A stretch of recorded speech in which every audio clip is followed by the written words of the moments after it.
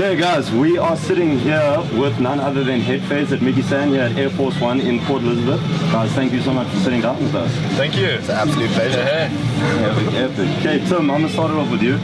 I can't deny, I've heard a little rumor that one day in Matric your name used to be described as Tim Dubstep Mitchell. Oh no, do we have to start like that? We started off like that, so firstly, let's just start. Okay, we all know now you're Headphase. What's happened since then? How did we go from that until the prominent figure that you are now? Yeah, I guess high school days, I used to play in a rock band. That's how I got into music. I played drums for many years. And when I got into like grade 11 Matric, I started getting a feel for electronic music of all different varieties. So there was drum and bass, there was IDM, there was electro, there was breaks, and at that point I just really loved dubstep, and I thought maybe one day I'd become a great dubstep DJ, until I actually started DJing and found my love for electronic music elsewhere. Nice. Well, thank God for that. Yeah. Okay, Miki, over to you. Bro, last time I saw you performing live, you were absolutely creaming it on the Rocking a Daisy stage, playing with none other than your boy Niska One. Bro, Shout out Mark. What's been happening? How's the Joburg life going? Bro, fill us in. Oh, okay, highlights package, man. So I moved to Joburg like 3-4 years ago and took a break from music. Like, it's always weird like doing music without Skull Monkey, without Sculler. That's my dude. Like, we came out, we started doing everything together. And so I took a break, just trying to like find myself again. Like, what am I really into? What am I really interested in? And coincidentally, one of the first shows I've done in ages was with Tim. You know, we messed around once. We were like, oh, okay, this is cool. We should try it out. A couple of months later, it like came back, and after like a 3-year hiatus of like just doing cameos and if I'm in the club and whatever, and finding that it's not just dubstep and drum and bass and gangster rap for me anymore. Working with Tim and working with house music and exploring different kinds of sensibilities of the music, that's been developing your own sound. Yeah, like really reinvigorating, and I mean you'll see what we're up to. You know? No, looking forward to it. Okay, Tim, originally I know you started off your career down in Cape Town. Racked up a good few notches under the belt there, playing some of the biggest festivals in that side of the world. I understand you've moved back to Joburg now the last few years. Yeah. How has that change been, not only in terms of how your music has grown, but also now you've been exposed to two different sides of the industry, completely different target markets? Yeah, it's been an interesting one. I had a good stint in Cape Town and gained a lot of momentum.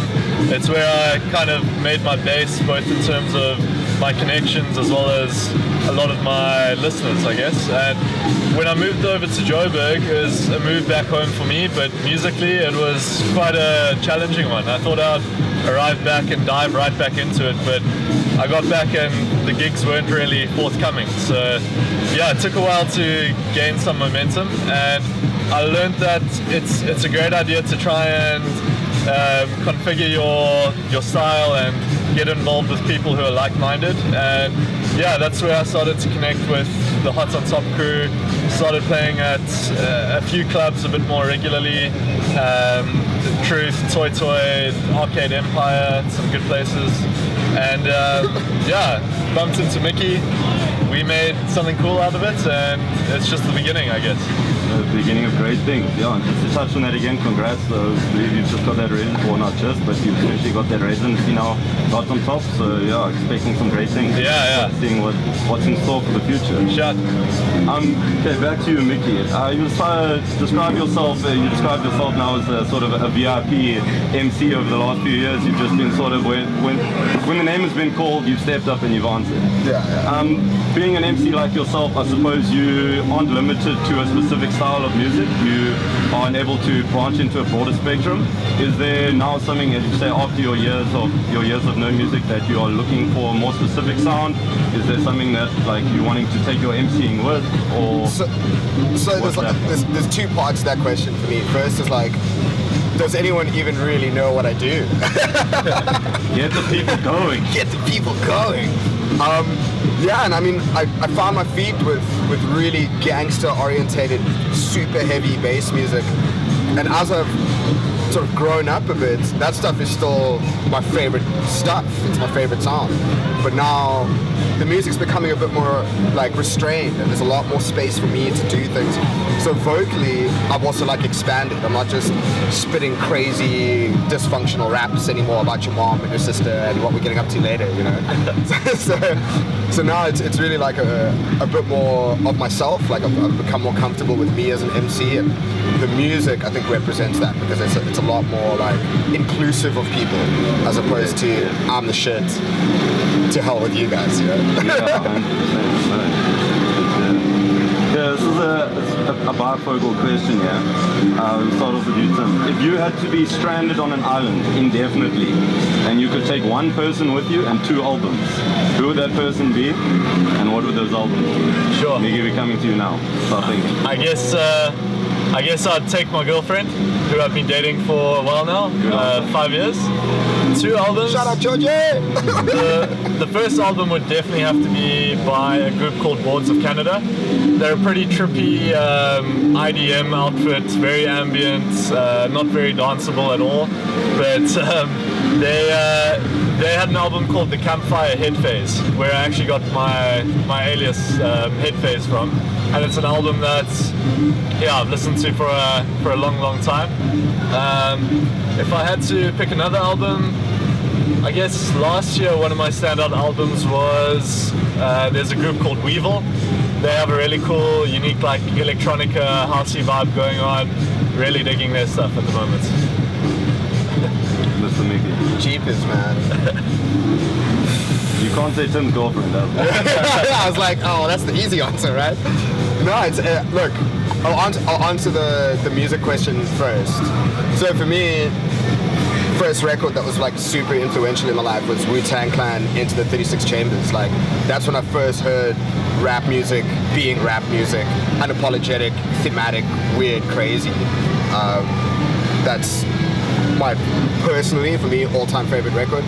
And then the second one to that is maybe a bit obvious to the drum and bass cats, but Goldie, Timeless. That record also presented electronic music, presented drum and bass as like a completely sort of cultured affair as opposed to just club music and dance music. And like that record was written with such intent and such quality and such musicality that even today, I mean, it's called Timeless. If you listen to that record today, it's pretty timeless. It's pretty timeless, you know? Who do I take? Hey man, all my friends know that if you're in, so we're all the same person, so...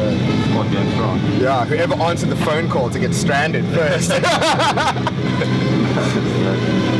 Yeah, so guys, obviously we are sitting here because you guys are in your collaboration now.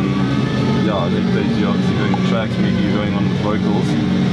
Give us a little bit of background information behind this. How is it working with each other? Who beats who at FIFA? Who's got worse jokes? And most importantly, what's to come? So maybe we should explain how this started. So like, or where we met. For me, and maybe this is not the same story for you, this was Earth Dance in Cape Town like 5, 6, 7 years ago. 2012. 2012. And I heard this dude play this music and I was like, whoa, this shit is amazing, and became an instant fanboy. And then over the years, we bumped into each other at clubs and this and that and this and that. And so I was always kind of following the development of his sound and not really paying attention to what I was doing. I was just having raves.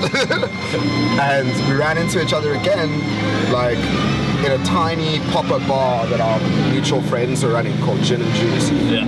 And that's where this whole thing was born. So it's always been spontaneous collaboration and respect and love for the music. So it's like my love for music that I don't really know that much about. I'm not a house cat.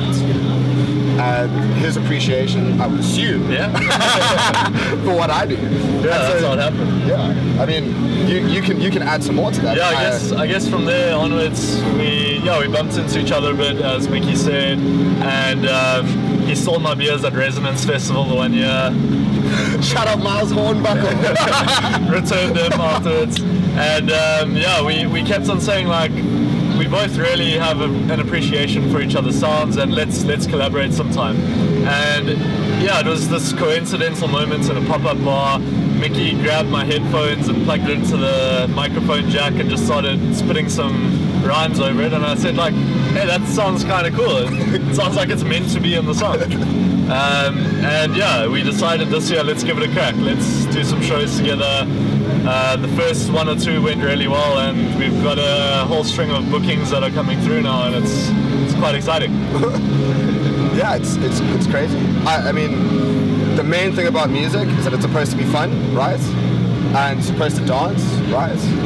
And I think like a lot of music has become a bit too serious, you know, and it's a bit too much about other things that are not, you know, in that sphere of let's have a good time together. Yeah. I think because we have a good time together, just as people, that the music translates into that space. You having a good time? Yeah. The crowd having a good time. The two of you, you've checked pretty much every box of all the major festivals, besides from one or two in the country. Yeah. Going forward, is this something that you guys are aiming to specifically target certain groups? Are you wanting to reach out to new listeners? What's the vibe going forward? Yeah, I think for me, I'm quite excited to just put out our sound to anyone out there who's keen to listen and has an appreciation for what we do. It's a nice opportunity to get back into the festival scene as well. I think nowadays deep house and techno DJs are a dime a dozen, and if we're able to bring a different sound musically with a live element, I think it'll help to differentiate what we do a little bit. Yeah, keen to touch all parts of South Africa, and maybe a bit of Cape Town, a bit of Durban, a bit of the Garden Route, Joburg, Pretoria, PE right now. So We're here right now. yeah. Another city. But just to say, man, like, it's always great to work with someone that has had similar experiences to you.